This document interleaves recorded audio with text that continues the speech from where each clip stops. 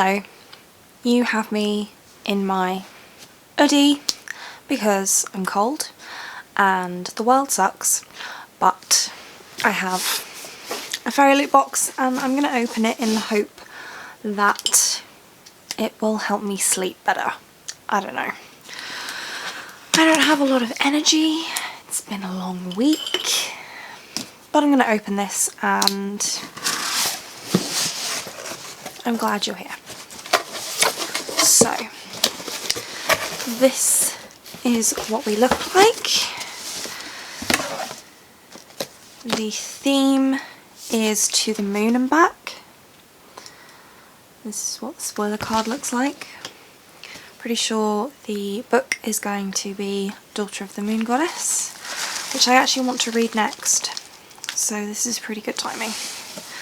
I've nearly finished my current read, which is The Galaxy and the Ground Within, which I know I said that I wasn't going to read until the paperback came out, but I changed my mind and I decided to read it. So I am. The first thing I see here are some ankle socks. These are inspired by The Starless Sea by Erin Morgenstern. So they have keys and waves and things on them. Those are cute. I really like the Fairyloot ankle socks. They're thick and they're comfy and they stay up pretty well, like your shoes don't eat them too much, if you know what I mean. So that's nice. Then we have a Crescent City pendant in this little paper bag that is rattling. Let me see here. It's very simple. It's just a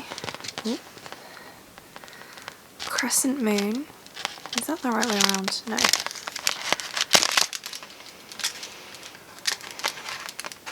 There we go. A crescent moon that says Crescent City on it, I think. It's a little bit difficult to show. It's quite small, but it's very subtle, which is nice.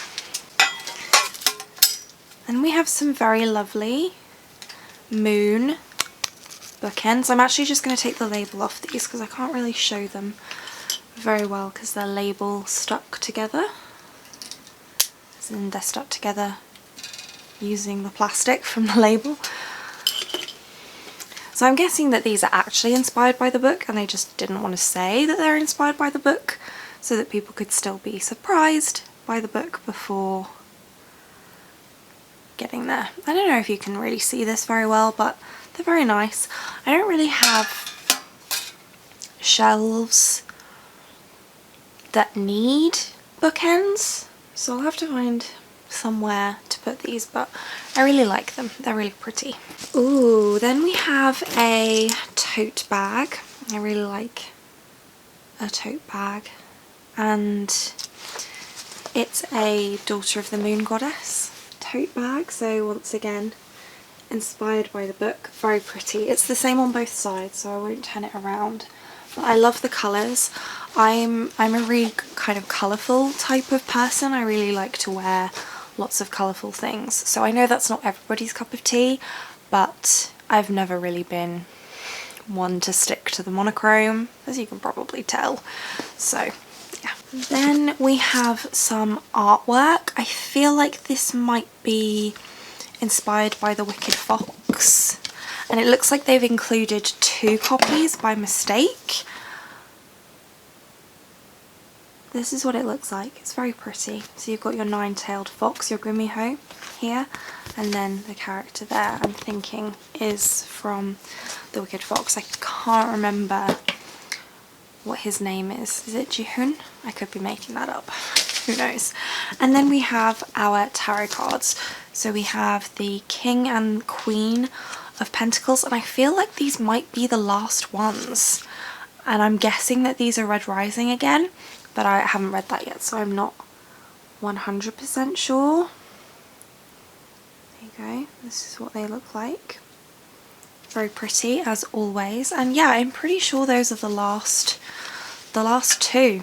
And then we come to the book. So as always, I will take out the items inside. So we have our spoiler card bookmark. We have our character art with letter from the author. Fairy scoop with next month's theme being Threads of Fate. And I'm pretty sure that that's the theme art for it. Pretty sure that the book for March is going to be The Girl Who Fell Beneath the Sea. Is that what it's called? I don't know why the name has just escaped me. And then we come to the book, and I think that this is an exclusive cover and redesigned cover. So let us see here what it looks like. Dun, da, da, da. Very, very pretty. So it's different colours, isn't it? I think the original is more sort of pale pink and pale blue, and this is purpley colours. There's the spine, very pretty. The edges are beautiful and they sort of wrap around. Very, very pretty. And then it's sort of, is that a dark blue top and bottom there? We have some custom end papers, I think. Very pretty. And then we have foiled embossing on the naked hardback. This is what the spine looks like. And I think it's signed as well. They usually are. Yeah, also signed. And let me just check the spoiler card for the customizations. I should have said the author is Sophia. Exclusive cover, sprayed edges, artwork on the end papers, foil embossing on the hardcover, and signed. Yeah, so really, really stunning. And I will go ahead and read the synopsis, but many of you may have heard this already, so feel free to skip this if you like. So, there are many legends about my mother. Raised on the moon, Xingyin was unaware she was being hidden from the celestial emperor, who exiled her mother for stealing the elixir of immortality. But when her magic flares and Xingyin's existence is discovered, she is forced to flee her home, leaving her mother behind. Alone, powerless and afraid, Xingyin makes her way to the Celestial Kingdom, a land of wonder and secrets. In disguise, she trains alongside the Emperor's son, mastering archery and magic, despite the passion which flames between them. To rescue her mother, Xingyin embarks on a quest, confronting legendary creatures and vicious enemies. But when forbidden magic threatens the kingdom, Xingyin must challenge the ruthless emperor, leaving her torn between losing all she loves or plunging the realm into chaos. Inspired by the legend of Chang'e's the moon goddess, this captivating debut weaves Chinese mythology into a sweeping adventure of love and family, immortals and magic. And Sophia was born in Malaysia. She studied in London and in France before settling in Hong Kong with her family, and she writes fantasy inspired by myths and legends that she fell in love with as a child, which is very nice. I like that. Very, very much looking forward to reading this book. It's also got a soft sort of velvety touch cover, which I always really like. It's like you can stroke your book. Is that weird? Probably. And that's it. That was everything that was in this box. It was a very good box. It is actually a different day, and I haven't managed to edit and post the Fairyloot portion of this video yet, so I figured I would just bundle this in. I've since received my Illumicrate Afterlight box, which I have already opened, but I'm going to show you it. And then I also have my February Illumicrate box to show you and unbox for you as well. So starting off with the February Afterlight box, the first thing we got was this little pouch, which has inside this little positive affirmation card. Super shiny, so I don't know if you'll even be able to read it, but it says, I am worthy of love. It's got a discount code for the shop that is Afterlight 20, the number 20. It has a little rose quartz in there, which is very nice. And then the main thing is a wax melt in the shape of a moon. It is rose and pink pepper scented, and this is what it looks like. It smells really good too. So that was in this cute little pouch, and the other item we got was this tote bag that looks like so.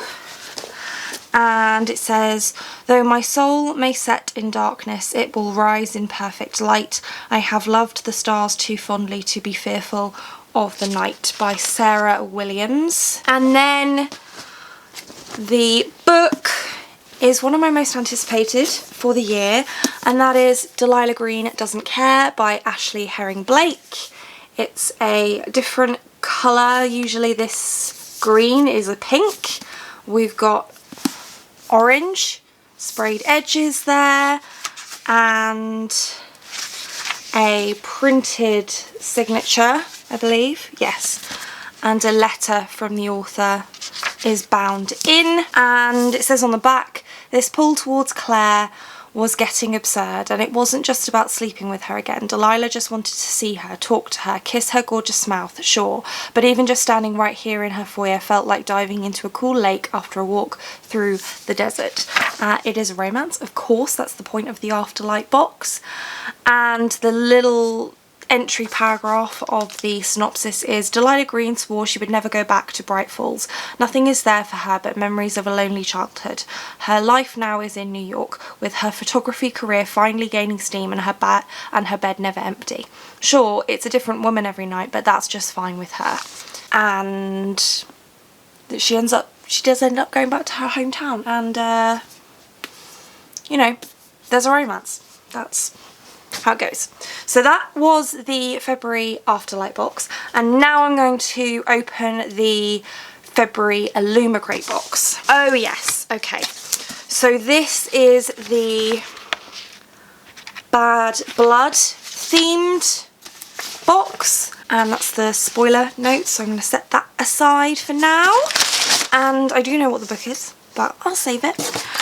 And let's get into it. So we first have this fun little pouch that says, If Longing is Madness, Then None of Us Are Sane, by Nina Varela, who I think is the author of Crier's War, which is a book that has been on my TBR for quite some time, but I have yet to read it, although I suppose it could possibly be a quote from the sequel, because that is out yet. It's a duology, I think, so the duology is finished.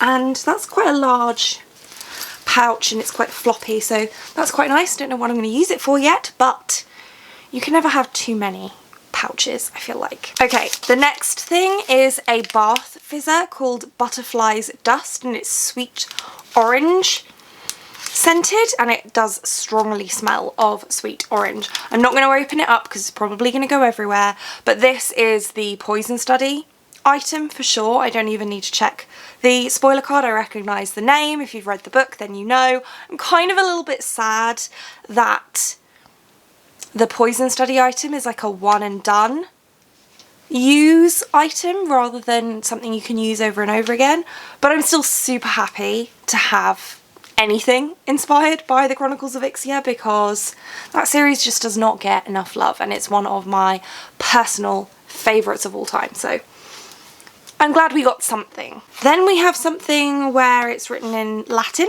and I do not speak Latin. It's a shame that Alan is not here to assist us, but he is not. And I think that this is a trinket dish of some kind. Oh, I think it said Medusa. I just couldn't read the font. There you go. That's what the trinket tray looks like. One of the suggestions that I had on my last video was from my sister, and it was to use these as candle holders, which most of them are too small, but this one is actually probably plenty big enough, so I will use this for that. Mine is a little bit damaged, unfortunately. I don't know if you can see that there, but it's still fine. I mean, if I'm going to put candles on it, it's going to get covered in wax anyway, so it doesn't matter. And then we have this large box. I think it's going to be a tumbler or something. Yep. I think they did tell us that. It says Lascelles Station, Pozrawantlack sector, proudly independent. I don't recognise that, but I feel like I should. Maybe it's an Expanse thing. I know what the book is anyway, so I'm going to check the spoiler card. Oh, A Memory Called Empire. Yes, I knew I recognised it from somewhere. I have read that book. So this is what it looks like. I actually quite like that it's a dark colour, because I have quite a few of these that I got in Fairyloot boxes, but they were all clear ones. So it's kind of nice to have one that's a little different.